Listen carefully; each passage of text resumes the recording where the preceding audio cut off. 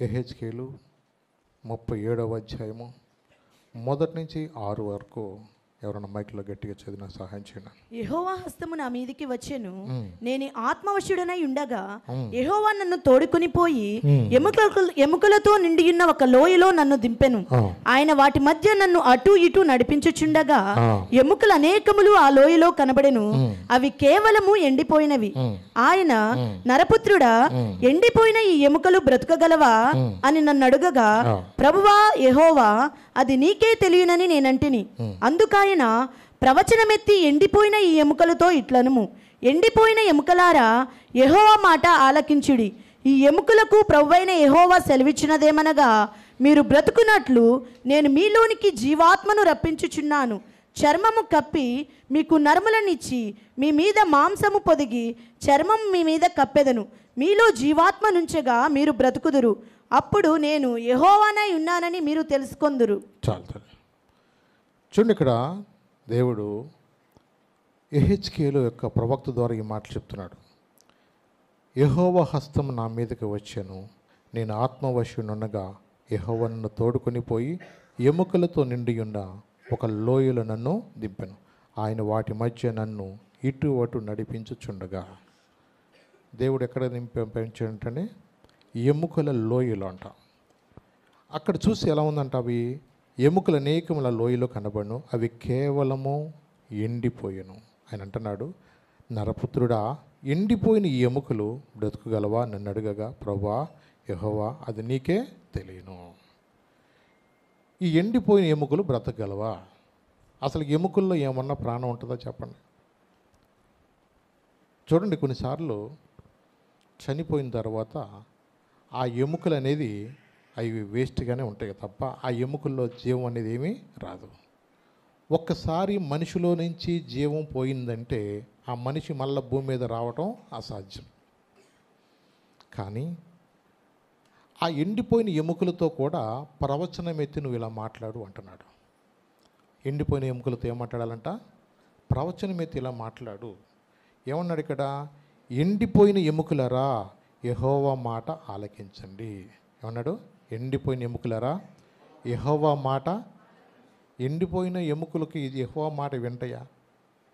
కానీ వాక్యం ఏం చెప్తుంటే యెహోవా స్వరము బలమైనదంట, యెహోవా స్వరము ప్రభావం కలిగిందంట.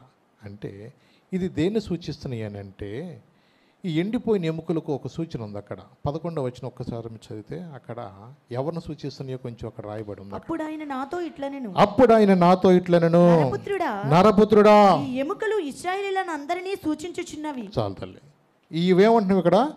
ఈ ఎముకలు ఇశ్రాయేల్ అందరినీ కూడా సూచిస్తున్నాయి అన్నాడు. ఇప్పుడు ఇశ్రాయేల్ ఎలా ఉన్నారు? ఎండిపోయిన స్థితిలో ఉన్నారు. ఇశ్రాయేల్ ఎలా ఉన్నారంట అంటే ఆత్మీయంగా వెండిపోయారు. వాళ్ళకి మందిరం లేదు అక్కడ, వాళ్ళందరూ కూడా బానిసలుగా ఉంటున్నారు అక్కడ. వాళ్ళు ఏమి చేయాలోనో అక్కడ ఏమీ డిమాండ్స్ కానీ వాళ్ళకి ఏమి లేవు అక్కడ. వాళ్ళందరూ కూడా బబులోనుకు చెరగా వెళ్ళిపోయిన తర్వాత 70 సంవత్సరాలు వాళ్ళందరూ కూడా బానిసత్వంలో ఉన్నారు. చూడండి, ఆదివారం ఒక్క రోజున వాక్యం వినపోతేనే అది కొంచెం దేవుని భయం ఉన్న వాళ్ళకి ఎలా ఉంటుంది తెలుసా? ఈ వారం నేను వెళ్ళలేదే, ఈ వారం నేను వెళ్ళలేకపోయానే, దేవుని వాక్యాన్ని పోగొట్టుకున్నానే అన్న కొంచెం అదొక చాలా ఫీలింగ్ అనేది ఉంటుంది. అంటే ఎవరికి కొంచెం దేవుని యందు భయభక్తులు కలిగి క్రమంగా ప్రార్థనకు వస్తున్న వాళ్ళకి ఎలా ఉంటుంది? ఒక్క ఆదివారం మిస్ అయినా ఇవాళ నేను పోగొట్టుకున్నానే అన్న బాధ ఉంటుంది. అదే ఆత్మీయంగా ఎండిపోయామనుకోండి, ఎలా అనిపిస్తుంది? ఏం పట్టించుకోదు, ఏదో మన పండగకు వచ్చేవాళ్ళం అప్పుడప్పుడు వెళ్తున్నాం అంతే అన్నట్టుగానే ఉంటుంది. అంటే ఆత్మీయంగా ఎండిపోయినట్టు. మరి ఇశ్రాయేలు ప్రజలకు అక్కడ వాక్యం అనేది లేదు, అక్కడ మందిరాలు లేవు, వాళ్ళకి అన్నీ కూడా కోల్పోయిన వచ్చిన పరిస్థితిలో వాళ్ళు అక్కడ ఆత్మీయంగా ఎండిపోయి ఉన్నారు వాళ్ళు. నిజమే, ఈ ఎండిపోయిన ఎముకలు ఏమున్నాయంటే ఇశ్రాయేలు సూచిస్తున్నాయి అన్నాడు. కొన్నిసార్లు అనిపిస్తూ ఉంటుంది, ఈ ఎండిపోయిన ఎముకల్లో జీవం ఉంటుందా అంటే ఒక సమాధానం దొరుకుద్ది మనకి. చూడండి, 2వ రాజుల్లో ఒక మాట చూద్దాం మీకు. అక్కడ 2వ రాజుల్లో ఒక మాట నాకు కనపడింది. అక్కడ 13వ అధ్యాయము 20-21 వచనం చదివితే కొంచెం మీకు అక్కడ ఎండిపోయిన ఎముకలో కూడా ఎలాగో జీవం ఉందా అనిపిస్తుంది అక్కడ. తరువాత ఎలీషా మృతి పొందగా చదువు. వారు అతనిని సమాధిలో ఉంచిరి.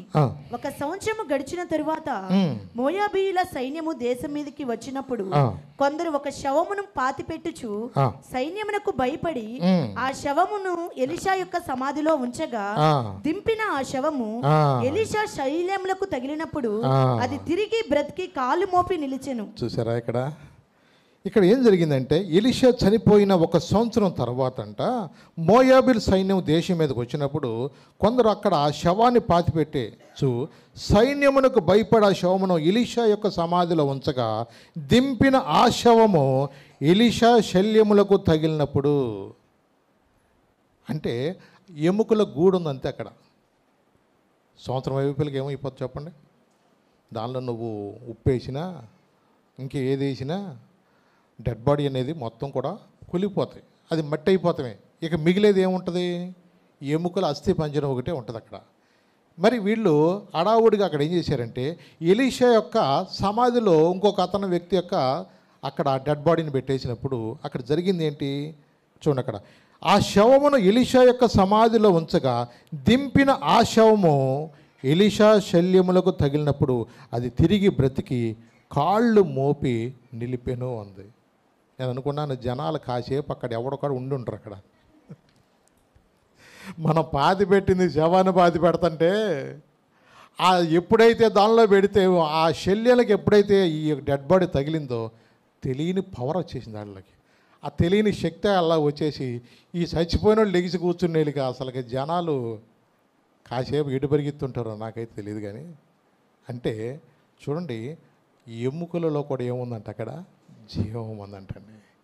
అంటే ఒక దైవజనుడి యొక్క నిజంగా ఆ ఎముకల్లోనే అంత జీవం ఉంటే జీవము గల దేవునిలో ఎంత శక్తి ఉంటుందండి. నిజంగా ఎంత గొప్ప దేవుడు అండి. అందుకని అవునండి, అనేక సార్లు అందుకని ఆయన జీవాన్ని మనం కోరుకోవాలి. అందుకని అన్నాడు, జీవనదిని నా హృదయములో ప్రవహింపచేయుమయా, జీవనదిని నా హృదయములో ప్రవహింపచేయుమయా, ఎండి నా ఎముకలన్నీయో తిరిగి జీవింపచేయుమయా, ఎండి నా ఎముకలన్నీయో తిరిగి జీవింపచేయుమయా, జీవనదిని నా హృదయములో ప్రవహింపచేయుమయా, జీవనదిని నా హృదయములో ప్రవహింపచేయుమయా. ఎండిపోయిన ఎముకలు కూడా నిజమేనండి. దేవుని యొక్క జీవము, దేవుని యొక్క జీవాత్మ నీలోకి వచ్చినప్పుడు నీ ఆత్మీయంగా ఎండిపోయిన స్థితిని కూడా దేవుడు ఏం చేస్తా జీవింప చేస్తాడు. నిజమేనండి. అందుకనే నీ వాక్యమే నన్ను బ్రతికిస్తుంది, నీ వాక్యమే నా బాధల్లో కూడా నెమ్మదిస్తుంది. అందుకని దేవుని వాక్యం వింటున్నప్పుడే కొన్నిసార్లు మన నరనరాల్లో కూడా కొన్నిసార్లు ఆ యొక్క నిజంగా తెలియని ఒక ఉజ్జీవం అనేది మనలోకి వస్తూ ఉంటుంది. అవునండి, దేవుని యొక్క మాటలు వింటున్నప్పుడు నీలో ఆ విశ్వాసం ఏం చేస్తుందంటే నీలో ఎండిపోయిన స్థితి నుంచి కూడా దేవుడు ఆత్మీయంగా నిన్ను విడిపిస్తాడు. అవునండి, ప్రభు బిడ్డలుగా మనము ఆయన సన్నిధికి వచ్చినప్పుడు ఇశ్రాయేలు ప్రజలుగా ఎక్కడైతే నువ్వు ఆత్మీయంగా ఎండిపోయామో దేవుని యొక్క జీవాత్మ ఏం చేస్తుందంటే నీ ఎండిపోయిన స్థితిని, అందుకని యెషయా ఒక మాట చెప్పాడు, ఆ మాట కూడా మీకు చూపిస్తాను. యెషయా 44వ అధ్యాయము 1 నుంచి 3 వచనాలు చదవని ఒక్క మాట. యెషయా 44వ అధ్యాయము 1 నుంచి 3 వచనాలు. అయినను నా సేవకుడవగు యాకోబు ఏర్పరచుకున్న ఇశ్రాయేలు వినుము, నిన్ను సృష్టించి గర్భంలో నిన్ను నిర్మించి నీకు సహాయము చేయవాడైన యెహోవా ఇలాగూ సెలవిచ్చుచున్నాడు, నా సేవకుడవగు యాకోబు నేను ఏర్పరచుకున్న యెషూరును భయపడకుము, నేను దప్పిగల వాని మీద నీళ్లను ఎండిన భూమి మీద ప్రవాహ జలము నేను కుమ్మరించేదను, నీ సంతతి మీద నా ఆత్మను కుమ్మరించేదను, నీకు పుట్టిన వారిని నేను ఆశీర్వదించేదను. నేను ఆశీర్వదిస్తాను. అవును, వాక్యం నీతో మాట్లాడుతున్నప్పుడు నువ్వు స్వతంత్రించుకోవాలి కొన్నిసార్లు. నిజమేనండి. ఆయన అంటున్నాడు, నిన్ను సృష్టించి గర్భములో నిన్ను నిర్మించి నీకు సహాయం చేయమని యెహోవా ఇలాగ సెలవిస్తున్నాడు. నా సేవకుడు యాకోబు, నేను ఏర్పరచుకున్న యెషూరును, భయపడకము. నేను దప్పిగని వాళ్ళ మీద నీళ్లను, ఎండిన భూమి మీద ప్రవాహ జలములను కుమ్మరించేదను. నీ సంతతి మీద నా ఆత్మను కుమ్మరించేదను. నీకు పుట్టిన వారిని నేను ఆశ్చర్యించేదను. అవునండి, దేవుడు మాట ఇచ్చిన దేవుడు, నెరవేరుస్తున్న దేవుడు. అవునండి, ఈ దినమందు మనం చూడవచ్చు, దేవుడు తన ప్రజలైన ఇశ్రాయేలు ప్రజలను ఇప్పటికీ ఎలాంటి ఉన్నతమైన స్థితిలో ఉంచాడో మనం చూస్తున్నాము. అవునండి, దేవుడు మాట అన్నాడంటే ఆ మాట నెరవేరుస్తాడండి. ఆయన ప్రజలుగా మనము కూడా నిజంగా ఎంత గొప్ప ధన్యులమో తెలుసా. ఇశ్రాయేలు అన్నాడు, నీ భాగ్యం ఎంత గొప్పదయా. ఇశ్రాయేలు, నీ భాగ్యం ఎంత గొప్పది. అసలు నిన్ను పోలినవాడు ఎవడయ్యా. జీవమగల దేవుడు నువ్వు సంపాదించుకుంటే అసలుకి నువ్వు ఎవరితో కూడా సాటి నిన్ను చేయలేరు కూడా నిన్ను. అలాంటి గొప్ప దేవుడు మనం కలిగి ఉన్నామండి. నువ్వు ఆత్మీయంగా ఎండిపోతే నువ్వు అన్నీ కోల్పోయిన వాడుగా అయిపోతావు. దేవుని యొక్క ఆత్మ నీలో ఉండి నిన్ను బ్రతికించాలని, నీలో ఉన్న జీవము అనేక మందికి జీవం ఇవ్వాలని దేవుని యొక్క తపన. అందుకనే ఒక్కొక్క వ్యక్తిని ఆయన పట్టుకునేది, ఒక్కొక్క వ్యక్తిని రక్షించుకునేది, ఒక్కొక్క వ్యక్తిలోనికి దేవుని యొక్క వాక్యాన్ని ఆయన నింపేది. ఎందుకు తెలుసా? నీ జీవము, నీలో ఉన్న జీవము అనేక మందికి ఏం చేస్తా తెలుసా?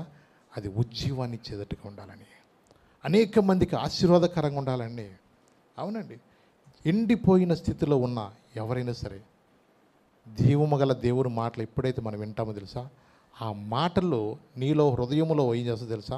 దేవుని యొక్క జీవాత్మ నీలో ఉండి అది క్రియ జరిగిస్తుంది. నేను పడుకోనివ్వదు, నుంచోనివ్వదు. నువ్వు అనేక మందికి ఆశీర్వాదకరంగా ఉండాలని ఉంటుంది. నిజమే. ఇక్కడ ఈ డౌట్ ఎందుకో తెలిసిందా? ఎండిపోయిన ఈ ఎముకలు బ్రతకగలవా అంటే కొన్నిసార్లు మనకు కూడా అనిపిస్తూ ఉంటుంది, నా జీవితంలో అసలుకి నాకు పెళ్ళి అవుద్దా? అసలు నా జీవితంలో నాకు బిడ్డలంటూ పుడతారా? అసలు నా జీవితంలో మాకు ఇల్లు అని కొనుక్కుంటామా, కారు అనేది కొనుక్కుంటామా? ఇంతేనా నా కర్మ, నా తలరాత ఇంతే అనుకుంటారు కొంతమంది. లేదు లేదు సహోదరుడా, దేవుడు మనల్ని ప్రేమించి మనమందరము కూడా వాక్యం ఏం చెప్తుంది? మొదటి పేతురు 3:9 మీరు ఆశీర్వాదమునకు వారసులవుటకు మీరు పిలువబడ్డారు. చూసారా, దేనికి పిలువబడ్డారంటే మనము ఆశీర్వాదమునకు వారసులు అవటం. మనం నిజమేనండి, దేవుని యొక్క బిడ్డలుగా మనం అందరము కూడా ఆశీర్వాదకరంగా ఉండాలని దేవుని యొక్క ఆశ. ఇక్కడ మనం చూస్తే వీళ్ళ యొక్క ఉద్దేశం ఏంటంటే ఆశలన్నీ ఇవి కూడా విఫలమైపోయినట్లుగా మనం చూస్తున్నాం. ఎందుకంటే మనం చదువుకున్న వాక్య భాగంలోనే ఉంది ఆ మాట. మీరు చూపిస్తున్నాం ఒకసారి ఆ మాట కూడా. 11వ వచనం ఒకసారి మరోసారి చదువుతారా? అప్పుడు ఆయన నాతో ఇట్లనెను, నరపుత్రుడా, ఈ ఎముకలు ఇశ్రాయేలునందరినీ సూచించుచున్నవి. వారు మన ఎముకలు ఎండిపోయెను, మన ఆశ విఫలమాయెను, మనము నాశనమైపోతిమి అని అనుకొనుచున్నారు. చూసారా? అంటే ఇప్పుడు మిందరు చెప్పాను, ఈ ఎముకలు ఎవరు సూచిస్తున్నాయి అన్నారు? ఇశ్రాయేలు సూచిస్తున్నాయి. ఇప్పుడు ఇశ్రాయేల్లో ఎలా ఉందంట? మన ఆశలు విఫలమాయను అని ఉంది. ఏంటంట? మన ఆశలు ఏమైపోయినాయి? అడి ఆశలు. అనుకున్నది అనుకున్నట్టుగా జరగట్లేదు. మనం అనుకున్నది ఒకటి, జరిగేది ఒకటి. నిజమే. బెస్ట్ ఎగ్జాంపుల్ చెప్పనా? సరే, గత ప్రభుత్వం అనుకున్నారు వై నాట్ 170 175.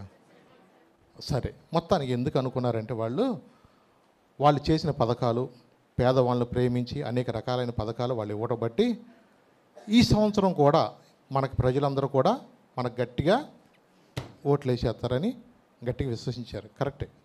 అంటే వాళ్ళకున్న విశ్వాసం ఏంటి? వాళ్ళు నెక్స్ట్ టైం కూడా మా ప్రభుత్వమే వస్తుంది అన్న ఆలోచన చేత వాళ్ళు అనేక రకాలను ప్లాన్ చేసుకున్నారు కదా. ఇప్పుడు ఎగ్జాంపుల్ ఋషికొండ మీద వైజాగ్ నుంచి మన పరిపాలన ఉంటుందని చెప్పేసి అక్కడ మంచి విల్లాసు అవన్నీ కట్టుకుంటాం. అలాగే రకరకాలుగా మరి వాళ్ళంతా పరిపాలన ఇక్కడే చేయాలన్న ఉద్దేశంతో వాళ్ళు చాలా ఆశలు పెట్టుకున్నారు. కానీ అనుకున్నది ఒకటి, జరిగింది ఒకటి. వీళ్ళు అనుకున్నదేమో 170 అనుకుంటే వచ్చినాయి ఎన్ని? 11. అంతేనా? తప్పు చెప్తున్నానా? 11. అంటే అలాంటప్పుడు మానసికంగా ఎలా అయిపోతారు చెప్పండి? ఏంటి ఎలా దెబ్బేసేసింది ఏంటి, ఎలా దెబ్బేసింది ఏంటి? ఇప్పుడు ఆశలు ఏమైపోయినాయి? విఫలమైపోయినాయి. ఏమైపోయినాయి? నెక్స్ట్ మేమే వస్తాం అనుకున్న పాపం అనుకున్నారు కదా. ఎవరైనా సరే అనుకోవచ్చు, ఎవరికైనా ఆశ ఉంటుంది కదా. కొన్నిసార్లు మనకు ఇల్లు వచ్చేసింది, నాకు శాంక్షన్ అయిపోయింది, రేపు ఇల్లు ఇక్కడే నేను కట్టేద్దాం అనుకున్న టయానికి ఈ ఇల్లు పొరపాటున మీ పేరు రాసామండి, మీకు కాదని ఇంకొకళ్ళకని అన్నారనుకోండి, అప్పుడు ఎలా ఉంటుంది మనకి? ఆశలు విఫలమైపోతాయి. మనం అనుకున్నది ఒకటి, జరిగింది ఒకటి. అలాగే మన జీవితంలో ఎన్నో అనుకుంటాం, అలా ఉండాలి, ఇలా ఉండాలి, అలా చేయాలి, ఎలా చేయాలని అన్నీ. ఒకవేళ ఇంటి యజమానుని మధ్యలో నిలిపాడు అనుకోండి, కుటుంబం ఎలా ఉంటుంది చెప్పండి? మేము ఇన్ని కలలతో మేము ఇలాగ అనుకున్నామే, అలా ఉండాలి, మేము అక్కడికి వెళ్ళాలి, ఇక్కడికి వెళ్ళాలి, అక్కడ ఇల్లు కట్టుకోవాలి, ఇది కారు కొనుక్కుందాం, ఇది అనుకున్నాం, అది అనుకున్నాం. అనుకున్నది ఒకటి, జరిగింది ఒకటి. కొన్నిసార్లు ఆడపిల్లలు కూడా ఎన్నో ఆశలతో ఇంటికి వస్తారు, ఎన్నో ఆశలతో ఇంటికి వస్తారు. ఇంటికి వచ్చినాక మనవడు స్వరూపం చూసి సాయంత్రం కల్లా 90 years వచ్చాడు అనుకోండి, అప్పుడు ఎట్లా ఉంటుంది? అసలుకి ఆడపిల్లలు ఇంకేం అవ్వాలో అర్థం కాక అసలుకి ఏంటి నా పరిస్థితి ఏంటి, అసలుకి నేను అనుకున్నది ఒకటి, జరిగింది ఒకటి, ఎలా ఉందేంటి పరిస్థితి అని చెప్పేసి మానసికంగా ఎలా అయిపోతారు చెప్పండి వాళ్ళకి? ఎక్కడో ఏదో తేడా జరిగింది, ఎక్కడో తేడా జరిగింది. ఆశలన్నీ కూడా ఏమైపోయినాయి? అలాంటప్పుడు అనిపిస్తుంది, నా కుటుంబము, నా కాపురం కట్టబడద్దంటావా? ఎండిపోయిన ఎముకలకు జీవం వస్తుందంటావా? కొన్నిసార్లు మనం మానసికంగా ఎలా ఉంటుందంటే చాలా కుంగుదల అనేది, నిరుత్సాహం అనేది వచ్చేస్తూ ఉంటుంది. కానీ దేవుని వాక్యం చేరుస్తుందా? ప్రవచనమెత్తి నువ్వు ఇలాగ మాట్లాడు ఏమన్నాడైనా? ప్రవచనమెత్తి నువ్వు ఇలాగ మాట్లాడు. ఎండిపోయిన ఎముకలతో కూడా మాట్లాడే అంటున్నాడు. ఏమన్నాడు తెలుసు అక్కడ? ఈ ఎముకలు ప్రభువు అయిన యెహోవా సెలవిచ్చినది ఏమనగా, మీరు బ్రతుకున్నట్లు నేను మీలోనికి జీవాత్మను రప్పించుచున్నాను. హల్లెలూయా. మీలోనికి నేను జీవాత్మ నేను రప్పించున్నాను. ఎందుకంటే దేవుని యొక్క ఆత్మ, దేవుని యొక్క జీవం అనేది నిజంగా అది ఎంతగా అంటే మనం ఊహించలేమండి. నిజమేనండి. యోవేలు భక్తుడు ఒక మాట చెప్పాడు. 1వ అధ్యాయము 4వ వచనం కూడా చదువుదాం. యోవేలు చూడండి ఒకసారి. యోవేలు భక్తుడు చెప్పింది 1వ అధ్యాయము 4వ వచనం చదివినాను ఒకసారి. గొంగళి పురుగులు విడిచిన దానిని గొంగళ పురుగులు విడిచిన దాన్ని మిడతలు తినివేసి ఉన్నవి. మిడతలు తినేసినాయి. మిడతలు విడిచిన దానిని మిడతలు తినేసిన దాన్ని పసర పురుగులు తినివేసి ఉన్నవి. పసర పురుగులు విడిచిన దానిని చీడ పురుగులు తినివేసి ఉన్నవి. చాలు తల్లి. ఇక్కడ మనం చూస్తే ఏముందంటే గొంగళ పురుగులు విడిచిన దాన్ని అంటే మిడతలు తినేసినాయి అంటాడు. అసలు గొంగళ పురుగులు ఎక్కితే చెట్టు ఏమైనా ఉంటుందా? అసలు సూత్తాకే ఒకలాగా భయంగా ఉంటుంది అసలు. అందుకని చాలామంది ములక్కాయ చెట్లు పెట్టుకోరు. ములక్కాయలు అయితే కావాలంటారు, కానీ ములక్కాయ చెట్టుకు పెట్టుకోమంటే ఏమంటారు? బాబా ఆ పురుగులతో మేము సావలేమయ్యా, వద్దులే, ఎప్పుడైనా 4 కాయలు ఇయ్య అంటారు అంత జనాలు.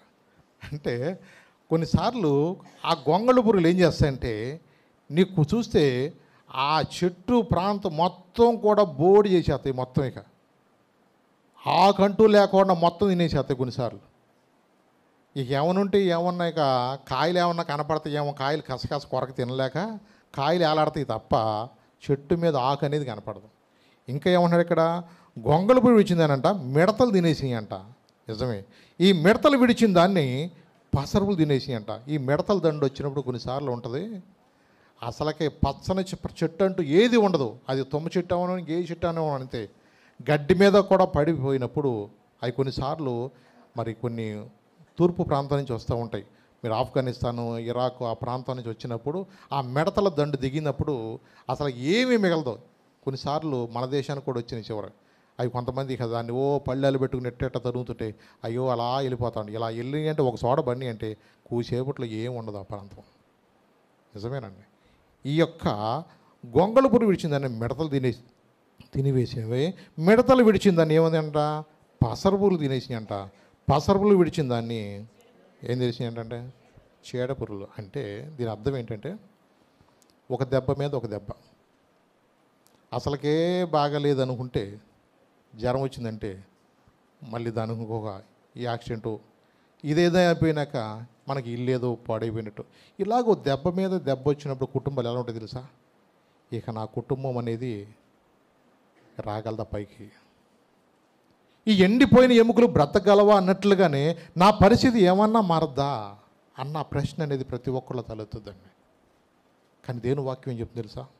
2వ అధ్యాయంలో అదే మాట అంటున్నాడు. 12వ వచనంలో, ఇప్పుడైనను మీరు ఉపవాసం ఉండి కన్నీరు విడుచుచు దుఃఖించుచు మనపూర్వకంగా తిరిగి నా యొద్దకు రండి. ఇదే యెహోవాకు. దేవుడైన యెహోవా కరుణా వాత్సల్యములు గలవాడును శాంతమూర్తియు అత్యంత కృపగలవాడునయుండి తాను చేయనుద్దేశించిన కీడును చేయక పశ్చాత్తాపపడును గనుక మీ వస్త్రములను కాక మీ హృదయములను చింపుకొని ఆయన తట్టు తిరుగుడి.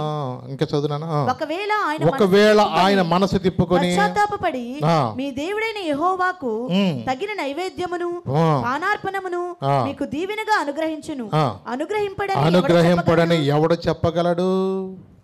ఇప్పుడైనా మీరు ఉపవాసం ఉండి కన్నీరు విడుచుచు మనపూర్వంగా తిరిగి నా యొద్దకే రండి.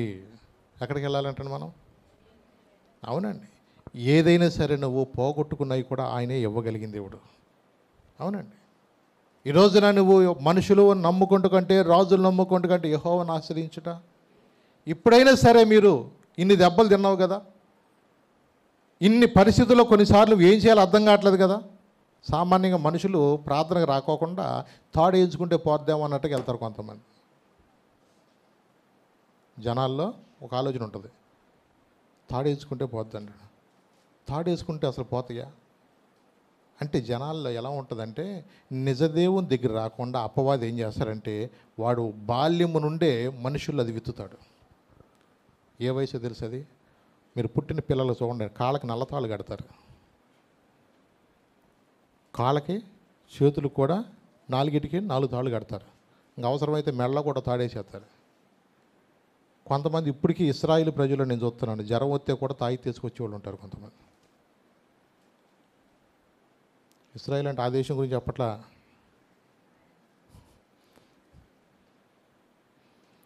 ఇప్పటికీ ఎందుకో తెలుసా? మనుషుల్లో ఒక ప్రక్కన ఇళ్ళ పక్కన ఉన్న అలవాట్లు, మన మాతమ్మ మరియమ్మతో కాదు ఉండేది. ఇలాంటి సహవాసం వలన ఏమవుద్దో తెలుసా? వాళ్ళు ఒక ఉచిత సలహా పడేస్తారు, ఈ పాస్టర్ గారు ఇల్లు కానించి ప్రార్థన చేసుకో, మళ్ళా పాపాలు ఒప్పుకో, హృదయాన్ని సరి చేసుకో, మారు మనసు పొందు, రక్షణ పొందు, ఈ గోల అంటాడు. అక్కడికి వెళ్తే ఏమైనా ఉంటుందా? వాళ్ళు ఏదో ఎట్టంటారు, రేగు చుట్టేసి ఇచ్చేస్తారు, తాయిది కట్టేసుకోవచ్చు అంటారు. చూడండి, ఈ లోకంలో మనుషులు ఏదో తేలికగా దేవుని దగ్గర రాకోకుండా ఎన్నో రకాలుగా వాళ్ళ ఆలోచనలు ఆలోచిస్తుంటారు. ఒకటి, దేవుని యొద్దకు వచ్చినప్పుడు మొదట రోగాలనేవి అందరికీ వస్తాయి, కానీ నువ్వు రక్షించబడితే నిత్య జీవం అనేది దొరుకుతుంది నీకు. నీ మారు మనసు అనుభవం అనేది నీకు ఒక నూతన వ్యక్తిగా చేస్తుంది. నువ్వు అనేక మందికి ఆశీర్వాదకరంగా ఉంటావు.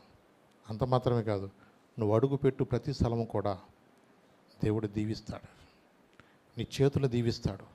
నీ హృదయాంతరంగంలో యథార్థత పరిశుద్ధత ఉన్నప్పుడు నువ్వు ఎక్కడికి వెళ్ళినా దీవెనగా అంటావు. నువ్వు లోపలికి వెళ్ళినా దీవించబడతావు, బయటకు వచ్చినా దీవించబడతావు. ఎంతమందికోనండి, నిజమేనండి. జీవమగల దేవుని బిడ్డలుగా మనం ఉంటున్నప్పుడు నువ్వు ఏ స్థలానికన్నా వెళ్ళు, ఏ ప్రాంతానికన్నా వెళ్ళు, నిజంగా నీలో ఉన్న జీవమగల దేవుడు నువ్వు మాట్లాడే ప్రతి మాటను కూడా దీవెనికరంగా చేస్తాడు. అవునండి, అలాంటి గొప్ప దేవుడు అన్నాను మనం. అందుకని ఆయన బిడ్డలుగా, ఆయనకి ఇష్టలుగా మనం జీవించినప్పుడు నువ్వు ఎక్కడికన్నా వెళ్ళినా నువ్వు ఎంతమంది దీవెనికరంగా ఉంటావో నువ్వు కలిగిన వండ ఆయన్ను సంపాదించుకోవాలి.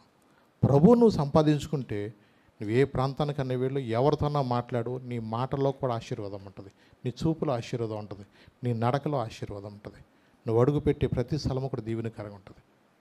అలాంటి జీవము గల దేవుని మనం కలిగి ఉన్నామండి. నిజమేనండి. అందుకని ప్రభు బిడ్డలుగా మనం దేవుని దగ్గర రావాల్సిందే తప్ప నువ్వు అటు ఇటు పరిగెత్తొద్దు. నిజమే, జీవమగల దేవుని సన్నిధికి వెళ్ళాలి. ఎంతోమంది చూస్తున్నాం మనం, చూడండి, చాలామంది కూడా సాక్ష్యాలు మీరు వినుంటారు కూడా. కొంతమంది వాస్తులు చూస్తూ ఉంటారు, కలిసి రాలేదని మాకు కొంతమంది, మంచి రోజులు చూసిన వాళ్ళు ఉంటారు కొంతమంది. నిజమే, రకరకాలుగా మనుషులు వాళ్ళు ముహూర్తాలు చూసేవాళ్ళు కూడా ఉంటారు కొంతమంది. నువ్వు ప్రభు బిడ్డలుగా నువ్వు ఎప్పుడైనా సరే నువ్వు దేవుణ్ణి ప్రేమించు, దేవుని వెంబడించు. వాక్యం కూడా ఏం చెప్తుందంటే, నా రాజ్యమును నా నీతిని మీరు మొదట వెతికితే మీకు కావాల్సిన నేను ఇస్తాను అన్నమాట. ఆ రాజ్యాన్ని వెతటం ఏంటి అని చెప్పండి.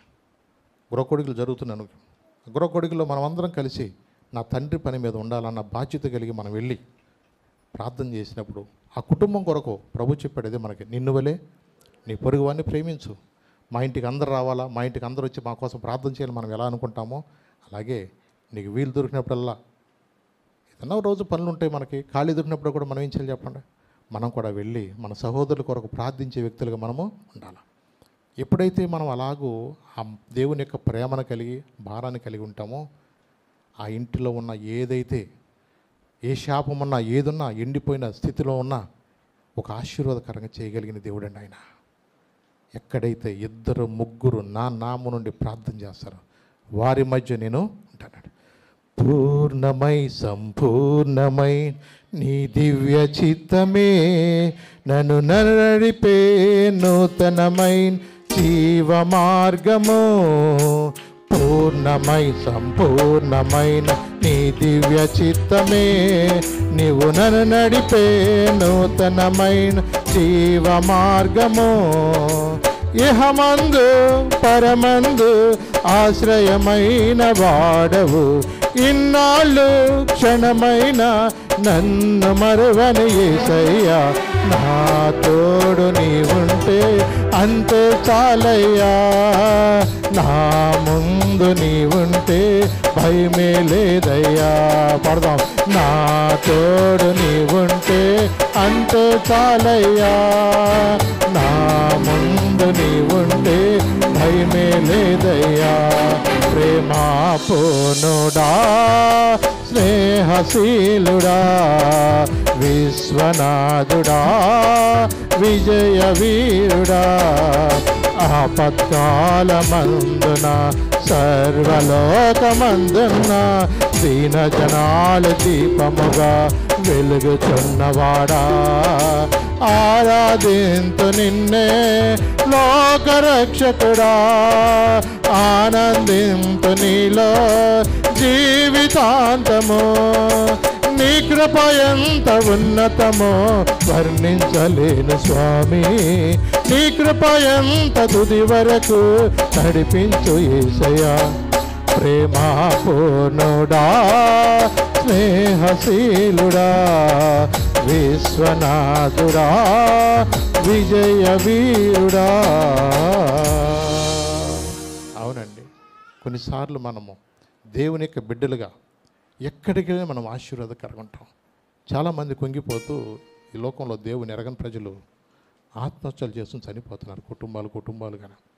ఒకవేళ వాళ్ళకున్న ఆర్థిక అప్పులను బట్టి కానివ్వండి, అవమానాన్ని కూడా తట్టుకోలేక ఇక మా జీవితాలు ఇంతే అని చాలామంది కూడా చనిపోతున్నారు. కానీ జీవము గల దేవుని యొక్క బిడ్డలుగా నువ్వు ఏ పరిస్థితిలో కూడా నువ్వు చనిపో అవసరం లేదు. నేల నుండి కూడా దరిద్రుడు కూడా ఆయన లేవనెత్తువాడు ఆయన వాక్యం చెప్తుంది. అవునండి, నువ్వు ఏ స్థితిలో ఉన్నా సరే. మరి యోసేపును గోతిలో నుండి లేవనెత్తిన దేవుడు, ఎక్కడి నుంచి? గోతిలో నుండి లేవనెత్తి ఐగుప్తు సింహాసనం మీద కూర్చొని పెట్టిన దేవుడు ఆయన. ఉన్న దేవుడు అండి, మాట ఇచ్చిన దేవుడు, నెరవేర్చే దేవుడు.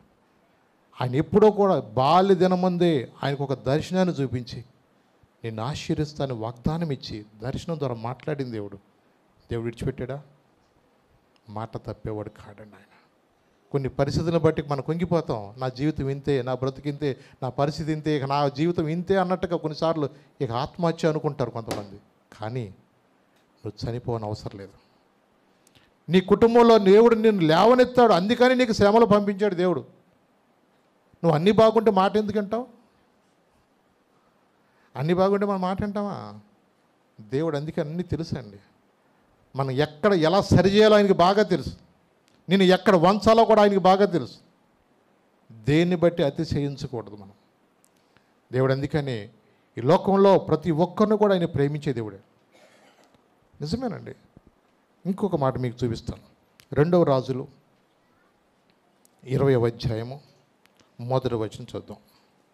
2వ రాజులు 20వ అధ్యాయం హిజ్కియా విషయంలో కూడా దేవుడు అక్కడ ఆ దినములలో హిజ్కియాకు మరణకరమైన రోగము కలుగగా ఉమ్, ఆమోజు కుమారుడును ఆ, ప్రవక్తయునైన యెషయా అతని యొద్దకు వచ్చి వచ్చి నీవు మరణమవుచున్నావు, ఆ, బ్రతుకవు కనుక నీవు నీ ఇల్లు చక్కబెట్టుకునమని యెహోవా సెలవిచ్చుచున్నాడని చెప్పగా ఆ, అతడు తన ముఖము గోడ తట్టు త్రిప్పుకొని ఆ, యెహోవా ఉమ్, యథార్థ హృదయుడనై ఆ, సత్యముతో నీ సన్నిధిని నేనెట్లు నడుచుకుంటునో ఉమ్, నీ దృష్టికి అనుకూలముగా సమస్తమును ఉమ్, నేనెట్లు జరిగించుతునో ఆ, కృపతో జ్ఞాపకము చేసుకొనమని ఆ. హిజ్కియా కన్నీళ్లు విడుచుచు యెహోవాను ప్రార్థించెను. చాలు తల్లి. ఇక్కడ హిజ్కియా అనే రాజుగారు, ఇశ్రాయేలుకు హిజ్కియా అనే రాజుగారు ఉన్నారు. దేవుని యందు ఎంతో భయభక్తులు కలిగి యథార్థముగా జీవించిన వ్యక్తి. నిజమే, అతను వంటివాడు ఎవడు లేడని కూడా 18వ అధ్యాయంలో 5వ వచనం ఉంటుంది. అతడు ఇశ్రాయేలు దేవుడిని యెహోవా యందు విశ్వాసం ఉంచినవాడు. అతని తర్వాత వచ్చిన యోధా రాజుల్లో కానీ అతని పూర్వీకులైన రాజుల్లో కానీ అతనితో సమమైన వాడు ఒక్కడు కూడా లేడు. మరి అంత మంచివాడికి ఇన్ని బాధలు ఏంటండి? చూడండి, కొన్నిసార్లు మనిషి అన్నాక ప్రార్థన చేసిన వాడికి కష్టాలు వస్తాయి, ప్రార్థనకి రానివాడికి వస్తాయి. కానీ ప్రార్థన చేసుకునేవాడు దేవుని దగ్గరికి వెళతాడు. ప్రార్థనకు రాని వ్యక్తి వాడు ఎన్నో టెన్షన్లు పడతాడు. ఆ డాక్టర్ అంటాడు, ఈ డాక్టర్ అంటాడు, ఆగాళ్ళు అంటారు, వీళ్ళు అంటారు, ఎటు రకరకాలు తిరిగి ఆఖరికి వాళ్ళ జీవితాలు చేతులారా పాడు చేసుకుంటారు. దేవుని కృపను బట్టి దేవుడు కొంతమందికి ఆ తరుణాన్ని ఇస్తాడు. ఆఖరులైన నిజ దేవుని తెలుసుకుని స్వస్థత పొందడానికి దేవుడు కొంతమంది ద్వారాలు తెలుస్తూ ఉంటాడు. ఇక్కడ హిజ్కియాకి మరణకరమైన రోగము. ఏ రోగం ఇది? మరణకరమైన రోగము. అంటే ఇప్పటికీ కూడా అది క్యాన్సర్ అనేది మరణకరమైన రోగమే. ఏదో స్టార్టింగ్లో ఉంటే ఏదో చిన్న చిన్నగా మరి కరెంట్ ట్రీట్మెంట్లు ఇలాంటివి ఇచ్చి ఏదో చేస్తారు, కానీ అది ముదిరిపోయేదాకా కొన్నిసార్లు బయటపడదు. అందుకని కొన్నిసార్లు ఏదైనా కొంచెం గడ్డలు ఏదైనా వచ్చినప్పుడు త్వరగా చూపించుకోమని డాక్టర్లు కూడా సూచిస్తూ ఉంటారు. చూడండి, ఆ దినముల్లో వచ్చిన ఈ యొక్క మరణకరమైన రోగం హిజ్కియాకి ఏంటంటే వీపి మీదంట చాలా పెద్ద పుండు ఏర్పడి ఆ పుండు పెద్ద గాయం అయిపోయి దానిలో పురుగులు కూడా లోకలోకలాడుతూ ఉండేయంట. అది మన పిడికిలు ఎలాగైతే లోపలికి వెళ్ళిపోతే అంత లోపలికి వెళ్ళిపోయి అంత రంధ్రం కూడా పడిపోయిందంట. తన శరీరాన్ని తినేస్తుంటే కొన్నిసార్లు వాళ్ళు చూడలేక కోడి కూడా తీసుకొచ్చి పైన కట్టేవాళ్ళంట. కూసేపుడికి ఆ కోడి మొత్తం బుర్రని తినేసేయండి కాసేపట్లో పైకి వెళ్ళి. అంటే ఎంత భయంకరమైన పెద్ద గాయమో చూడండి. అలాంటి పరిస్థితుల్లో అందరూ అనుకున్నారు ఈయన చనిపోతాడు. నిజమే, మనుషులు ఒక ఆలోచనల ప్రకారము అది కరెక్టే. అక్కడ ఏం రాయబడిందంటే నువ్వు బ్రతుకువు గనుక నీ ఇల్లు చక్కబెట్టుకొని యెహోవా సెలవిస్తున్నాడు. అతడు ఏం చేశాడు? తన ముఖము గోడ తట్టు తిప్పుకొని యెహోవా యథార్థ హృదయుడనై సత్యముతో నీ సన్నిధి నేనెట్లు నడుచుకుంటునో నీ దృష్టికి అనుకూలముగా సమస్తం నేనెట్లు జరిగించుదునో కృపతో జ్ఞాపకం చేసుకోమని హిజ్కియా కన్నీళ్లు విడుచుచు యెహోవాను ప్రార్థన చేశాను. చూడండి, ఆ వ్యాధికి బ్రతకడం అనేది అసాధ్యమే. కానీ ఎలా బ్రతికాడు? కన్నీటితో ప్రార్థన చేశాడు. ఎలా ప్రార్థన చేశాడు? నేను ఎలా బ్రతికానో ఒక్కసారి కృపతో జ్ఞాపకం చేసుకొని కన్నీటితో ప్రార్థన చేశాడు. నిజమే, ఎప్పుడైతే తను అలాగో కన్నీటితో ప్రార్థన చేశాడో దేవుడు నిజంగా ఎలాంటి ద్వారం తెరిచాడంటే వెంటనే యెషయాతో మళ్ళా చెప్పి యెషయా నడిమిశాల నుండి అతను అవతలకు వెళ్ళక మునిపే యెహోవా అతనికి ప్రత్యక్షం ఎలాగ సెలవిచ్చావు, నీవు తిరిగి నా ప్రజలకు అధిపతి అయిన హిజ్కియా యొద్దకు పోయి అతనితో ఇట్లా నీ పితరుడైన దావీదునకు దేవుడకు యెహోవా నీకు సెలవిచ్చింది ఏమనగా నీవు కన్నీళ్లు విడుచుట చూచితిని, నీ ప్రార్థన అంగీకరించినాను, నేను నిన్ను బాగు చేసేదను, 3వ దినమున నీవు యెహోవా మందిరమునకు ఎక్కిపోతావు. హల్లెలూయా. చూడండి, 3వ దినానికి నువ్వు మందిరానికి వెళ్ళిపోతావు అని దేవుడు మనకు చెప్తున్నాడు. అక్కడ మరణకరమైన పరిస్థితులు ఉన్నాడు. క్యాన్సర్ వ్యాధితో అసలు చాలా బాధపడుతున్నాడు. ఆ కాలంలో అందరికి అర్థమైపోయింది రాజుగారు 4 రోజులు చచ్చిపోతారని అర్థమైపోయింది జనాలు. కానీ కన్నీటితో చేసే ప్రార్థన చేసింది తెలుసా? నువ్వు 3 రోజులకల్లా దేవుని మందిరం ఎక్కి వెళతావన్నాడు. ఏమన్నాడు? చూడండి, నడవలేని వ్యక్తి ఎక్కి వెళతావు అంటే దేవుని యొక్క మందిరానికి నువ్వు ఎలాగైతే ఎక్కి వెళ్ళాలంటే చూడండి కాలి నడక మీద వెళ్ళాల్సిందే. ఏ వ్యక్తి అయినా అది ఎలాగనే అలా అసాధ్యం అంటారు కదా, సాధ్యమనేది కాదు. సావు బతుకుల మీద ఉన్న వ్యక్తి ఎలా నడవగలుగుతాడు? కరోనా వచ్చిన తర్వాత కరోనా తగ్గిపోయినా కూడా 4 రోజుల దాకా మనుషులు నీరసాలతో బాధపడ్డారు. చూడండి, ఇప్పుడు వచ్చే జ్వరాలు కూడా చూడండి, కీళ్ళు నొప్పులు ఉంటారు, బాధలు పడుతున్నారు చూసారా. జాయింట్లన్నీ పట్టేసి కాళ్ళు కానీ చేతులు కానీ ఇవన్నీ కూడా ఇప్పుడు వచ్చే జ్వరాలు చాలా భయంకరంగా ఉంటున్నాయి. అసలుకి వాళ్ళ ఫోన్ చేసి చెప్తారు, అయ్యా అసలు నడవలేకపోతున్నాను, నాకు చాలా బాధగా ఉంటుంది, అసలు కొంతమంది అయితే అలా దేకాల్సి అవుతుంది అయ్యా, ఇంటికాడ అసలు నుంచునే ఓపిక కూడా లేదయ్యా అంటూ ఉంటుంటే, అమ్మో ఇలాంటి వ్యాధులు కొన్నిసార్లు వింటూ ఉంటుంటే చాలా భయం వేస్తుంది. జాగ్రత్తగా ఉండండి. ఇవన్నీ కూడా దోమల ద్వారానే వస్తాయి. మీ పిల్లల్ని కూడా జాగ్రత్తగా కాపాడుకోండి. రాత్రులు కూడా దోమలు కొట్టుకోకుండా జాగ్రత్తలు తీసుకోండి. కొన్నిసార్లు పెద్దవాళ్ళే కూడా తట్టుకోలేకపోతున్నారు ఇలాంటి జ్వరాల వల్ల. ఉన్నా కొందికి నువ్వు ఎంత టెక్నాలజీ పెరుగుతున్నా, ఎన్ని జాగ్రత్తలు తీసుకున్నా, ఈ రోజున ఎన్నో భయంకరమైన విష జ్వరాలు వస్తూనే ఉన్నాయి.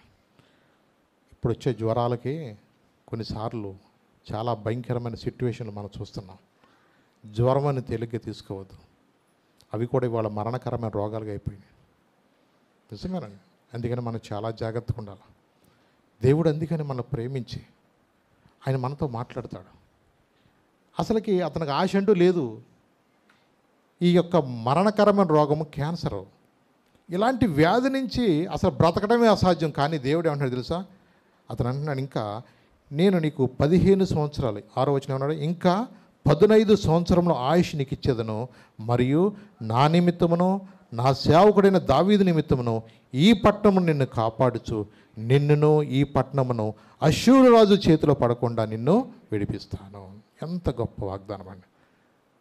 ఒకవేళ బ్రతికితే ఏదైనా 6 నెలలు సంవత్సరం అనుకుంటారు, కానీ దేవుడు మళ్ళీ ఏమన్నా తెలుసా? 15 సంవత్సరాలు. ఎన్ని సంవత్సరాలు అంటే 15 సంవత్సరాలు ఆలకిస్తున్నాడు. నిజమేనండి. ఆయన నీ ప్రార్థన దాటిపోయాడు కాదని. నువ్వు కన్నీటితో ప్రార్థన చేయి. అందుకన్నాడు, ఇప్పుడైనా సరే ఏమన్నాడు, ఇప్పుడైనా సరే మీరు ఉపవాసం ఉండి కన్నీరు విడుచుచు మనస్ఫూర్తిగా నా యొద్దకు రండి అన్నాడు. నిజమేనండి. ఇన్ని కష్టాలు వచ్చినా, ఇన్ని బాధలు వచ్చినా మనం అటు పరిగెత్తడం కాదు. ఎవరి దగ్గర రావాలా? మన దేవుడు ఎవరు తెలుసా? నా ప్రార్థన ఆలకించువాడా,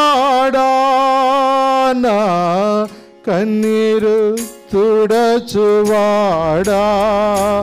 నా ప్రార్థన ఆలకించువాడా, నా కన్నీరు తుడచువాడా, నా శోధనలన్నిటిలో ఇమ్మానుయేలువై నాకు తోడై నిలచితివా, నా శోధనలన్నిటిలో ఇమ్మానుయేలువై నాకు తోడై నిలచితివా, సర్వాంగ సుందరా సద్గుణ శేఖరా, యేసయ్యా నిన్ను సీయోనులో చూచెదా, పరవశించి పాడుచు పరవళ్ళు త్రొక్కెదా, పరవశించి పాడుచు పరవళ్ళు త్రొక్కెదా. మన దేవుడు ఎవరో తెలుసా? మన ప్రార్థన ఆలకించే దేవుడు అండి ఆయన. నిజమేనండి. ఆయన మన ప్రార్థన దాటిపోయే దేవుడు కాదు.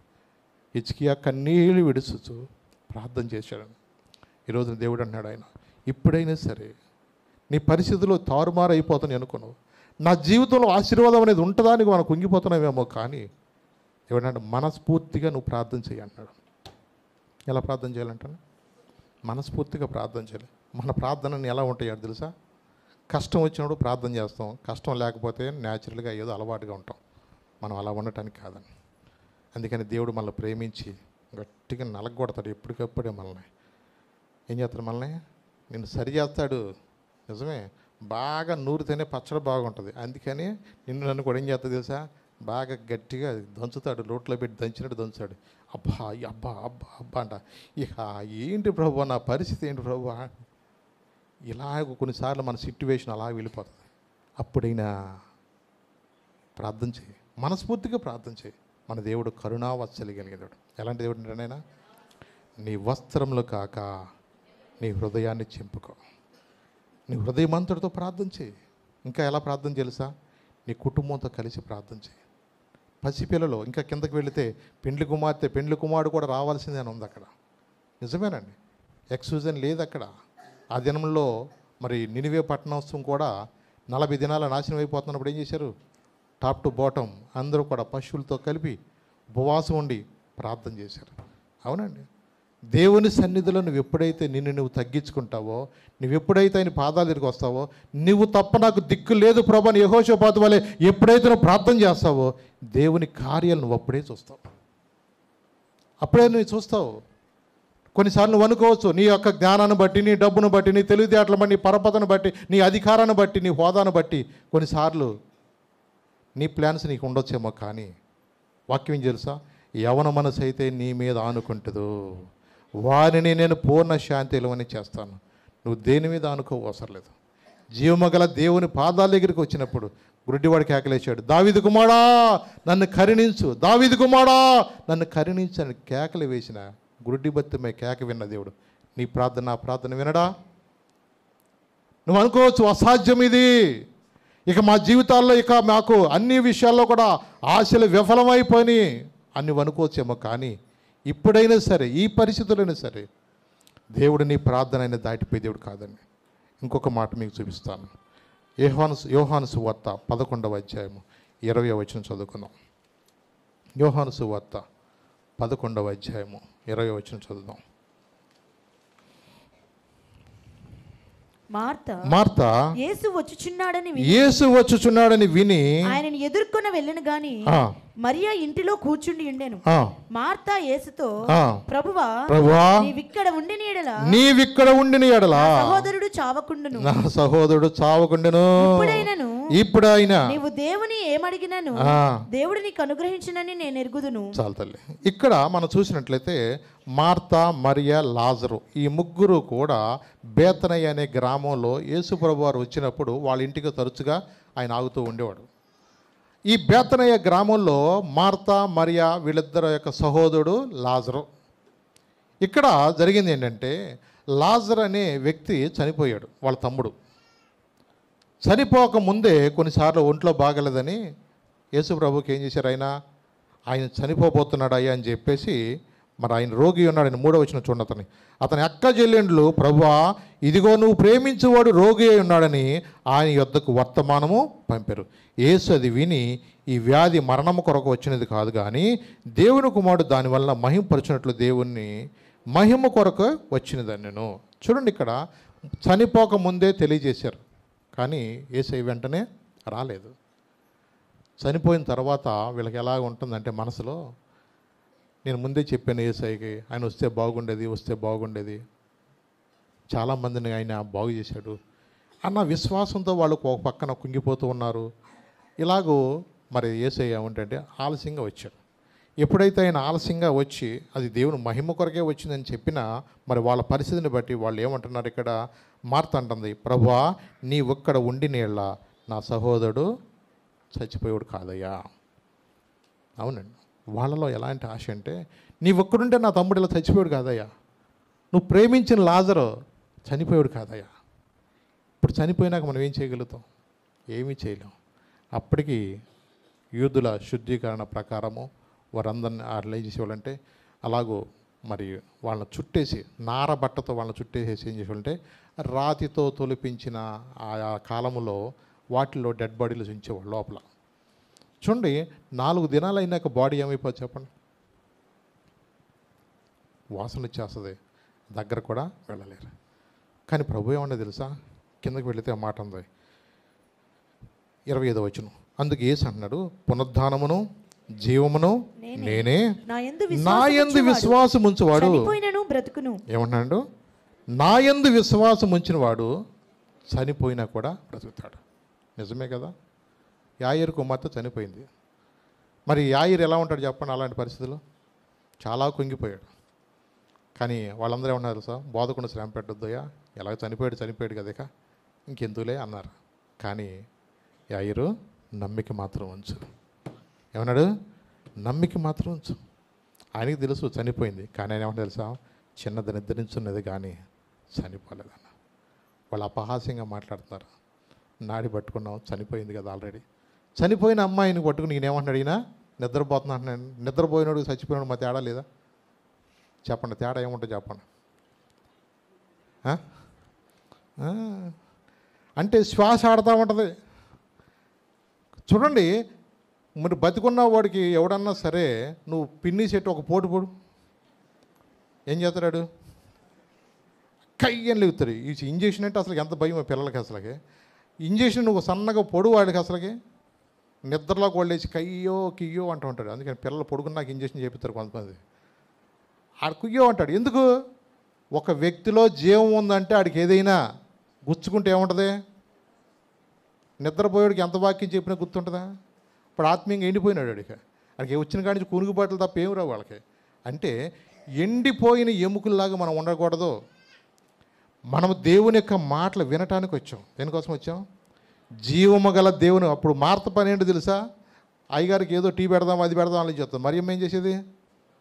ఆయన పాదాల దగ్గర కూర్చుని ఈయన ఏం మాట్లాడతాడో విందామా, ఏం వాక్యం చెప్తాడో విందామా అన్న తపన కలిగి ఉంటుంది. మనం కూడా అదే తపనతో రావాలి. దేవుని మందిరానికి వచ్చేటప్పుడు ఎలా రావాలా? ఈరోజు దేవుడు నాతో ఏం మాట్లాడినవి ఉన్నాడో, ఏ వాక్యం ద్వారా మాతో మాట్లాడినో, నేనేమి నేర్చుకోవాలో, నన్ను నేను దిద్దుకోవాలా. నిజమే. అందుకని మనం ఎప్పుడు కూడా దినదినమో కూడా మనం ఎలా ఉండాలంటే ఆత్మలో ఎదిగేవారుగా మనం ఉండాలి. నువ్వు ఎప్పుడైతే నువ్వు అలా ఆత్మీయంగా బలపడతావో నీ బిడ్డలకు ఆశీర్వాదకరంగా ఉంటావు. ఎందుకంటే పల్లెటూరు వాతావరణం చాలా దారుణం. చిన్నప్పటి నుంచి కూడా పిల్లల్ని వాతావరణంలో పెంచడం చాలా కష్టంగా ఉంటుంది. వాళ్ళకి మనకు చెప్పపోయినా బూతులు వచ్చేస్తూ ఉంటాయి. వాళ్ళకి నేర్పించకపోయినా రకరకాల అలవాట్లన్నీ అబ్బుతూ ఉంటాయి. ఇంకా నువ్వు సరదాగా ఎక్కడికెక్కడికో వెళ్ళి పిల్లలు ఏదో చేస్తుంటే పసుపాకుని ఇట్టా చుట్టేసి ఉంటాడు ఎవడో ఒకడు రింగ్ లీడర్ అక్కడ. ఆ పసుపాకుని చుట్టేసి వాడు సుట్టలాగా కలుగుతూ ఉంటుంటే వీడికేం తెలుసు? మా తాత కలుగుతున్నాడు అనుకున్నాడు, ఈడు అనుకుంటాడు ఈడు కూడా సుట్టలాగా చుట్టిదాన్ని పసుపాకుని కూడా చుట్టి తాగేవాళ్ళు ఉంటారు కొంతమంది. చిన్నప్పుడు నేను కొంతమంది చూశాను కాబట్టి చెప్తున్నాను. అంటే ఆ వాతావరణాన్ని బట్టి అక్కడ నేర్చుకునే వాతావరణం బట్టి పిల్లలు చెడ్డ అలవాట్లు నేర్చుకుంటారు. క్రమక్రమంగా వాలీబాల్ పార్టీలకు అంటూ వెళ్ళి ఇంకెక్కడికి వెళ్ళిపోతారు తెలుసా? వీళ్ళు బీరు పార్టీల దాకా వెళ్ళిపోతారు. వీళ్ళు బీరు పార్టీలు తోలుతారా? వదలరు. మళ్ళీ ఆ తర్వాత మళ్ళీ రకరకాలైన అలవాట్లు వచ్చి ఆఖరి గంజాయిలో కూడా దిగిపోయిన వాళ్ళు చాలామంది ఉన్నారు. వాళ్ళ కాలానికి ముందే వాళ్ళు జీవితాలు మోగించుకున్న వాళ్ళు కళ్ళ ముందు చాలామంది కనపడుతున్నారు మనకి.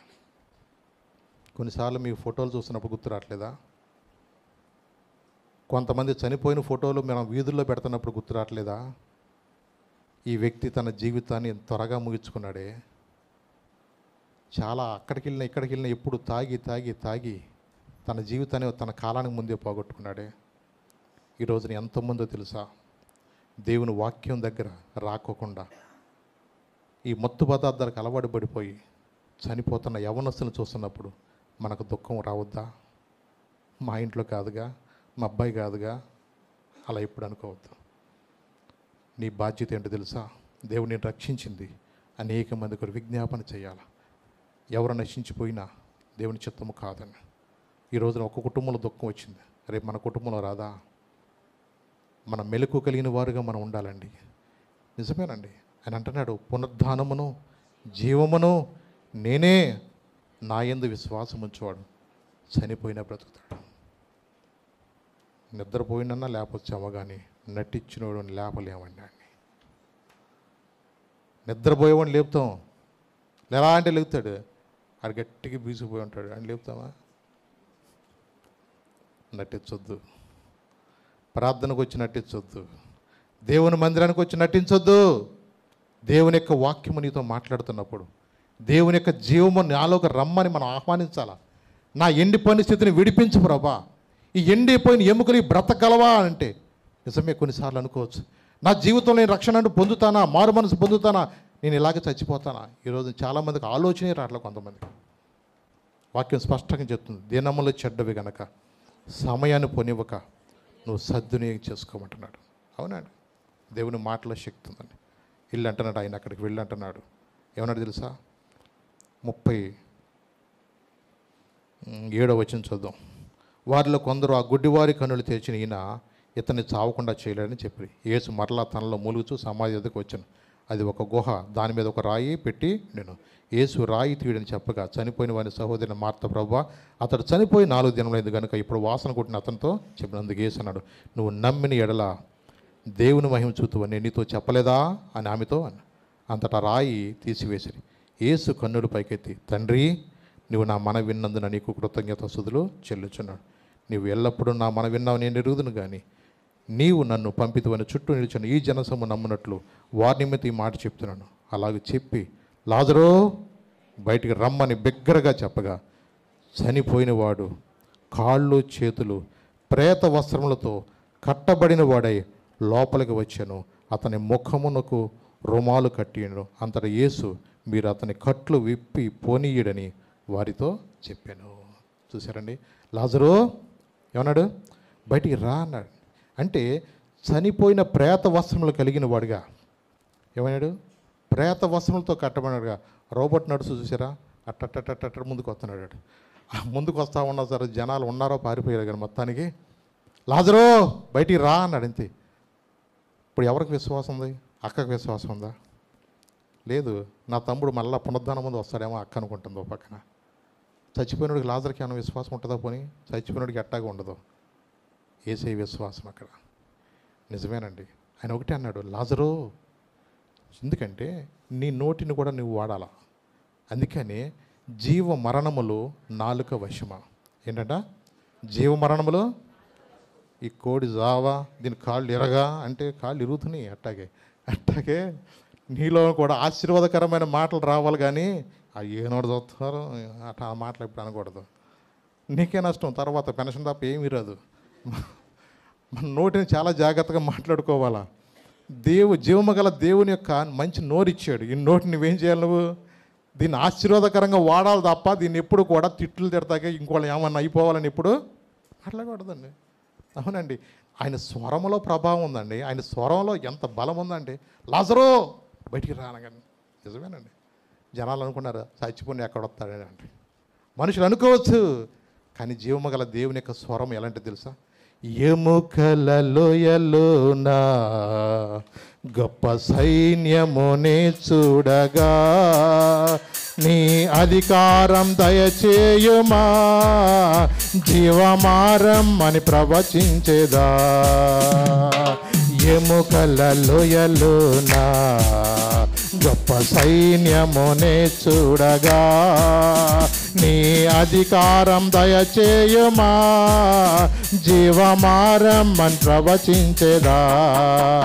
మండే అగ్నిగరా దేవా, అన్య భాషలతో అభిషేకించు, ఎగిసి గాలి వలె నన్ను తాకుమా, జీవనది వలె ప్రవహించుమా. మండే అగ్నిగరా దేవా, అన్య భాషలతో అభిషేకించు, ఎగిసి గాలి వలె నన్ను తాకుమా, జీవనది వలె ప్రవహించుమా. అంచకల అభిషేకం సర్వజనుల కోసం, కోతకాల దినములివి, తండ్రి నీ ఆత్మతో నింపుమా. అంచకాల అభిషేకం సర్వజనుల కోసం, కోతకాల దినములివి, తండ్రి నీ ఆత్మతో నింపుమా. ఎముకల లోయలో ఉన్న ఎముకలు ఏమైపోయారు తెలుసా? గడగడగడా అంటే శబ్దం వచ్చేసిందంట. నిజమే. దేవుని యొక్క జీవము, ఆ మాటలు ఎప్పుడైతే ఆ మాట అన్నాడు చూడండి అక్కడ, ఈ ఎముకలకు ప్రభువు అయిన యెహోవా సెలవిచ్చింది ఏమనగా, మీరు బ్రతుకున్నట్లు నేను మీలోనికి జీవాత్మను రప్పించుచున్నాను, చర్మము కప్పి మీకు నరమలనిచ్చి మీ మీద మాంసం పొదిగి చర్మం మీద కప్పేదను, మీలో జీవాత్మ నుంచగా మీరు బ్రతుకుదురు, అప్పుడు నేను యెహోవానన్న మీరు తెలుసుకున్నాను. ఎప్పుడైతే ఈ మాట అంటున్నాడు చూడండి అక్కడ, నేను చూచుచుండగానే నరములు మాంసమును వాటి మీదకి వచ్చాను, వాటిపైన చర్మము కప్పెను, అయితే వాటిలో జీవాత్మ ఎంత మాత్రము లేక. అప్పుడు ఆయన అన్నాడు, నరపుత్రుడా, జీవం వచ్చినట్లు ప్రవచించిట్లనము, ప్రభువు యెహోవా సెలవిచ్చినది ఏమనగా, జీవాత్మ నలు దిక్కుల నుండి వచ్చి హతులైన వీరు బ్రతుకున్నట్లు వారి మీద ఊపిరి విడుము. ఆయన నాకు ఆజ్ఞాపించినట్లు నేను ప్రవచించగా జీవాత్మ వారిలోనికి వచ్చాను, వారు సజీవులై లేచి లెక్కింప శక్యము కానీ మహాసైన్యమైరి, లెక్కింపలేని మహాసైన్యమైరి. ఈ మాటలన్నీ కూడా ఎవరి ద్వారా అనిపిస్తున్నాడు దేవుడు? యెహెజ్కేలు ప్రవక్త ద్వారా అంటున్నాడు. చూడండి, ఈ లోకంలో దేవుడు మానవులను కూడా ఆయన వాడుకుంటాడు. మీకు తెలుసు, ఒక జంతువుని కూడా దేవుడు వాడుకున్నాడు. మాట్లాడింది. ఆ జంతువు పేరు తెలుసా మీకు ఏదన్నా? గాడిద. చూడండి, కాకులను కూడా వాడుకున్నాడు దేవుడు ఏలేక ఆహారం ఇవ్వటానికి. ఆయన ఎవరినైనా వాడుకుంటాడండి. నువ్వు మాట వినకపోతే ఆయన అన్నాడు, మీరు ఊరుకుంటే ఏం చేయగలుగుతాయి అంటాను. దేవుని ఎరగని అన్ని జనులు, రాళ్లను రప్పలను పూజించే వాళ్ళు దేవుడు ఈరోజు వాడుకుంటున్నాడు. ఇశ్రాయేలు ప్రజలుగా దేవుని ఎరిగిన వారుగా ఉండి దేవుని మహింపరచవలసిందిగా మనం ఉండాలి తప్ప మన హృదయాన్ని కఠినం చేసుకుంటాను కాదు, ఆత్మీయంగా ఎండిపోవటానికి కాదు. కొన్నిసార్లు వాళ్ళు ఎలా పరిస్థితి అయిపోయిందంటే, ఇక మా బ్రతుకులు ఇంతే, మా జీవితాలు ఇంతే, కురింగిపోయారు. ఆశలు ఏమైపోయినాయి అంటే ఇక్కడ విఫలమాయను, మనం నాశనం అయిపోతుంది అనుకున్నారంట. ఏమైపోయింది? ఆశలు విఫలమైపోయిన, అడి ఆశలు అయిపోయినాయి, ఇక మేము నాశనం అయిపోయి అనుకున్నారు. కానీ దేవుని యొక్క వాక్యం ఏం చేస్తుందో తెలుసా? ప్రవచనం అయితే ఇలాగ నువ్వు మాట్లాడు. దేవుని జీవాత్మను ఎప్పుడైతే ఆయన పంపించాడో వెంటనే అక్కడ జరిగింది అంటే తెలుసా? వెంటనే అక్కడ వాళ్ళందరూ కూడా గడగడ మన ధ్వని ఒకటి ప్రవచిస్తున్నారు. ఎముకలు ఒకదానితో ఒకటి కలిసిపోయినాయి. నిజమేనండి. ఈ రోజున దేవుని యొక్క వాక్యము నీతో మాట్లాడుతున్నప్పుడు నీలో ఉన్న అవిశ్వాసం ఏమో తెలుసా? అది ఇక్కడి నుంచి వెళ్ళిపోలేక, నాలో ఉన్న అవిశ్వాసం నాలోంచి వెళ్ళిపో, నాలో ఉన్న పిరికాత్మ నాలోంచి వెళ్ళిపో, దేవుని జీవాత్మ నాలో రండి. నాలో ఉన్న బలహీనమైన ప్రతి ఒక్క ఏ ఆర్గాన్స్ అయితే ఉన్నాయో వాటన్నిటిని కూడా నీలో దేవుని యొక్క జీవాత్మతో నువ్వు నింపుకున్నప్పుడు ఏమవుద్దో తెలుసా? నీలో ఉన్న ఆ యొక్క ప్రతి బలహీన కలిగించిన ప్రతి చీకటి ఆత్మలు, యేసు నామలు ఇవన్నీ కూడా వెళ్ళిపోతాయి. అందుకని నువ్వు ఎప్పుడు కూడా ఆయన ఆహ్వానించాలి. దేవుని జీవాత్మ నాలోనికి రమ్మయ్య, నన్ను విరుచు, నన్ను మలుచు, నన్ను వంచు, నీకు ఇష్టమైన బిడ్డగా నన్ను చేసుకో. ఎప్పుడు కూడా దేవుని ఆహ్వానించి నీ ఆర్గాన్స్, కాళ్ళు బాగోపోయినా, చేతులు బాగోపోయినా, కొన్నిసార్లు నీకు ఏ అవయవాలు బాగోపోయినా ఏం చేయాలి తెలుసా? దేవుని జీవాత్మను కోరుకో. ఆయన అన్నాడు, అందుకని పునరుద్ధానమును జీవమును నేనే, నా యందు విశ్వాసం ఉంచేవాడు చనిపోయినా కూడా బ్రతుకుతాడు. దేవుని మాటల శక్తి ఉంది, దేవుని యొక్క స్వరములో శక్తి ఉంది, దేవుని యొక్క చూపులో శక్తి ఉంది. ఆయన ఒక గుడ్డోడికి ఉమ్ము కూడా రాసి ఇలా మట్టి వేసాడు, ఎలా రాశాడంతే ఆ గుడ్డోళ్ళు కూడా తెరవబడినాడు. నిజమేనండి. ఆయన వస్త్రపంచంగా ముట్టుకోమంటే చాలండి, ముట్టుకున్న వాళ్ళందరూ బాగుపడ్డాడు. పేతురు గారు నీడ వెళుతుంటే చాలండి, ఆ విశ్వాసం ద్వారా వాళ్ళందరూ కూడా చాలా బాగుపడ్డారు. మరి వాళ్ళు వాడుకున్న దేవుడు నీలో నాలో ఉండడాయినా? ఆయన తప్పకుండా ఉంటాడు. నువ్వు ఆయన ఆహ్వానించాలా. ఏం చేయాలి? ఆయన్ని నువ్వు ఆయన ఆహ్వానించాలా. నీ నోటిని ఎలా వాడుకోవాలా? అనేక మందికి ఆశీర్వాదకరంగా మాట్లాడాలి. యెహెజ్కేలుని బలపరిచిన దేవుడు నిన్ను నన్ను కూడా తప్పకుండా బలపరుస్తాడు. యెహెజ్కేలుని వాడుకున్న దేవుడు నిన్ను నన్ను వాడుకుంటాడు. పేతురు, యోహాను, ఆంద్రియా, పౌలు వీళ్ళందరూ వాడుకున్న దేవుడు తప్పకుండా నిన్ను వాడుకుంటాడు. నీ నోటిని ఏం చేయాలి తెలుసా? ఆశీర్వాదకరంగా నువ్వు మాట్లాడాలి.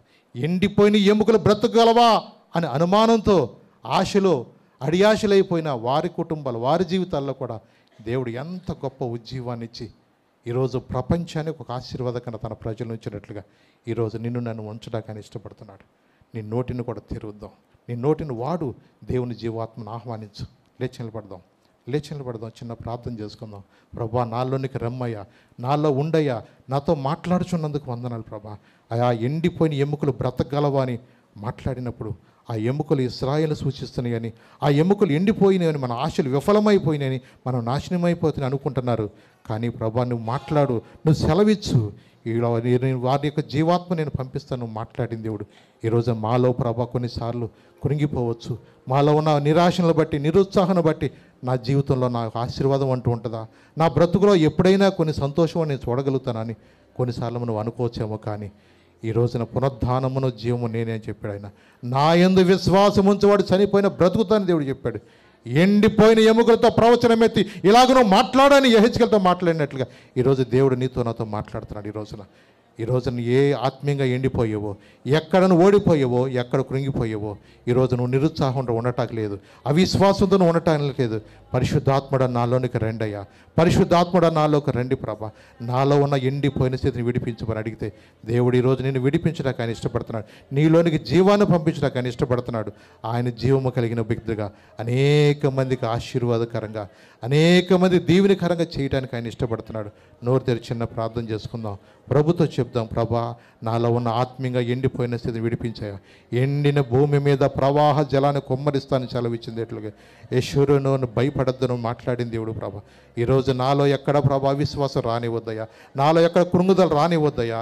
అయా నాయన నీ వైపు చూస్తూ ముందు సాగే వారు సహాయం చేయి. కొన్నిసార్లు ప్రభా నా కుటుంబ పరిస్థితులను బట్టి, ప్రభా ఇంట్లో ఉన్న ఇబ్బందులను బట్టి, ప్రభా నా కుటుంబంలో ఎప్పుడైనా ఒక దీవెన ఉంటుందా, నేను ఎప్పుడైనా సంతోషంగా ఉండగలనని కొన్నిసార్లు కుంగిపోతున్నారయ్యా. ఈ బిడ్డలు ఎవరలా కుంగిపోని వద్దయ్యా. బిడ్డ ప్రభా వారు మాట్లాడుతున్నందుకు వందనాలయ్యా, వారిని దర్శించండి ప్రభా, వారితో మాట్లాడుతున్నందుకు వందనాలు ప్రభా. వారి మనోనేత్రాలు తెరవచ్చేయండి ప్రభా. వారి ఆశలు అడియాచలు అయిపోయినాయి. మా జీవితంలో ఎంతైనా అనుకుని ప్రభు కుంగిపోతున్న బిడ్డలు ఉన్నారయ్యా. ఒక్కసారి జ్ఞాపకం చేసుకో ప్రభా. నువ్వు మాట్లాడితే మనుషులు బ్రతుకుతారయ్యా, నువ్వు మాట్లాడితే హృదయాలు తెరవబడతాయా, నువ్వు మాట్లాడితే వాళ్ళ జీవితాలు కుటుంబాలు కట్టబడతాయి ప్రభా. నీ కృపలో జ్ఞాపకం చేసుకో ప్రభా. కృంగిన వారు లేవనెత్తన్నవయ్యా, బలహీనలు బలపరుస్తున్నావయ్యా, సమస్యలను వారికి బలాభివృద్ధి కలుగు చేస్తాను ప్రభా. అయా నాయన నువ్వు ఒక్కసారి జ్ఞాపకం చేసుకో ప్రభా. బిడ్డలు ఎవ్వరు విడిచిపెట్టద్దయ్యా. సంగమనకు వచ్చిన ప్రతి బిడ్డ ఆశీర్వాదకరంగా ఉండాలయ్యా. నువ్వు అడుగు పెట్టు ప్రతి ఒక్క ప్రభా బిడ్డను కూడా నువ్వు ఆశ్చర్యించే దేవుడు ప్రభా. నువ్వు లోపలికి వచ్చినప్పుడు దీవించబడతావు, బయటికి వెళ్ళినప్పుడు దీవించబడతావు అని మాట్లాడింది దేవుడు ప్రభా. ఈ బిడ్డలందరూ కూడా ఆశ్చర్యించండి ప్రభా, బలపరచని ప్రభా, కృంగిని స్థితించి విడిపించే ప్రభా, నిన్ను ప్రేమించి నీ గణపరిచి ప్రభా, నీ కొరకు నమ్మకం నిలబడే బిడ్డలకు సహాయం చేయ ప్రభా. ఈరోజు విన్న మాటలు మా హృదయంలో భద్రపరచు ప్రభా.